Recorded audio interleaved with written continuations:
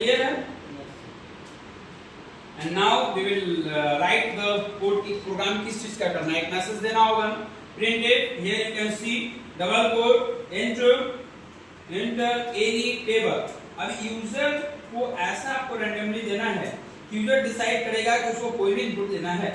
यानी that means यह input का जो प्रोसेस होगा आप ऐसा लॉजिक चलाइए, ऐसा कीजिए कि प्रोग्रामर क्या होता है वो सोचता है कि ऐसा हम कौन सा लॉजिक चलाएं कि वो यूजर के अकॉर्डिंग बनाता है ना कुछ भी चीज. ऐसा लॉजिक चलना चाहिए कि यूजर कुछ भी दे, कैसा भी डिजिट दे, उसका टेबल काउंट करके टेबल जनरेट कर. प्रिंट कर दिए. फिर क्या करेंगे, इंटरनेट टेबल पहले यहाँ पे मैसेज कर दीजिए प्रोग्राम फॉर किस चीज का प्रोग्राम है ना. Slash N star here you can see program for table. Here you can see table. Okay, after that we will write printf double quote single quote slash n. You can write slash n लिख सकते हैं, कोई दिक्कत नहीं है. Enter any table. What we will do? Enter any table. Enter any table. देखते जाइए code भी देखेंगे कैसे कैसे कोडिंग हो रहा है. इंटर कोडिंग को ध्यान से देखेंगे. Enter any table. After that we will define scanf. You can see scanf double quote after that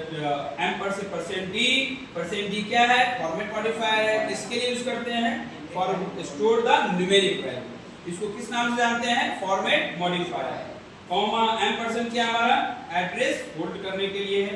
क्या है ऊपर किसको डिफाइन करेंगे, चूंकि यूजर कोई भी टैब को करना चाहता है तो क्या डिफाइन करेंगे, tab. Of course we will write the tab. अब क्या है, नाउ सेमीकोलन. अब ऐसा लॉजिक चलाएंगे, लूप चलाएंगे तो सोचेंगे कैसे ऐसा क्या होना चाहिए कि ये चीजें हो. तो क्या करेंगे, आप फॉर लूप से भी बना सकते हैं, कोई दिक्कत नहीं. हमने फॉर लूप चला दी.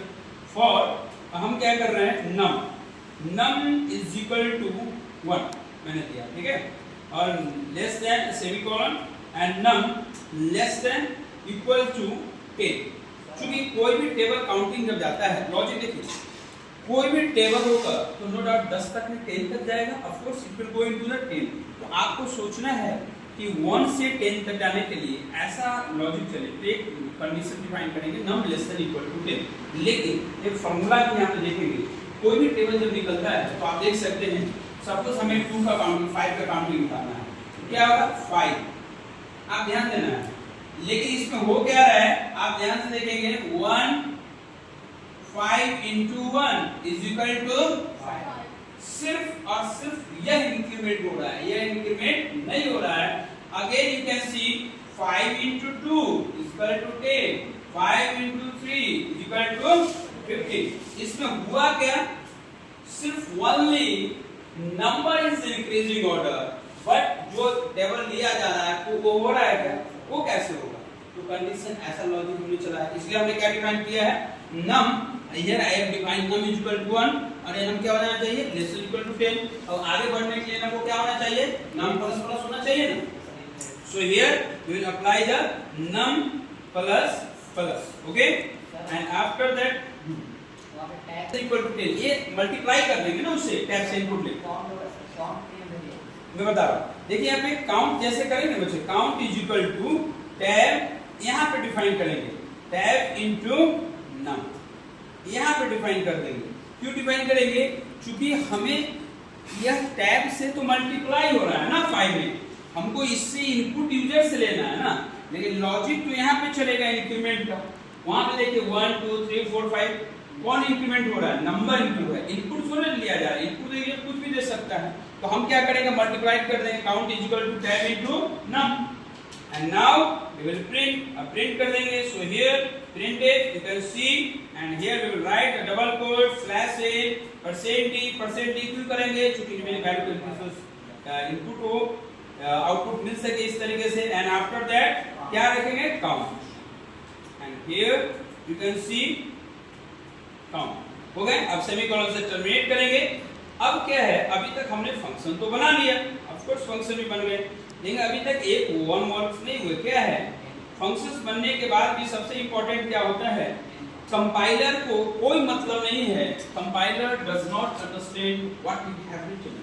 Compiler compile from the main function. अब मेन फंक्शन को डिफाइन करना होगा and we are going to define the main function on the bottom. कैसे लिखेंगे? Main, you can see main and enter opening करने braces, देख सकते हैं यहाँ पे कोडिंग में। अब कॉल करेंगे, right now we are going to call all the function what we have defined and create in this program. यानी जो हमने फंक्शन बनाया है, क्रिएट किया, उसको क्या करने जा रहे हैं? Right now we are going to call all the function. Call करने के लिए क्या होगा? फर्स्ट फंक्शन का नेम क्या था? BCA। So here we will write in this bracket BCA parenthesis semicolon, after that what we will write? BBA। इसे भी हम क्या करेंगे? क्लोज करेंगे terminate by semicolon. clear? So now here you can see in this code we have defined the function name। कौन सा function है? which types of function? user defined function। second what we have done? second function logic, and finally inside the main function we have called all the functions what we have created। first function I have created, that is called BCA, and second function created BBA, and we are going to call all the function, and here you can see all the outputs into a one single।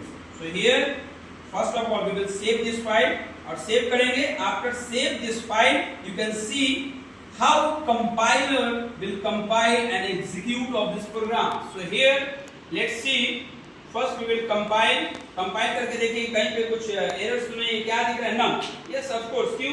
क्योंकि आपने अभी तक यहाँ पे क्या है, हमने data type define नहीं किया, तो एक लॉजिक है int num भी कर देंगे। अगर if we will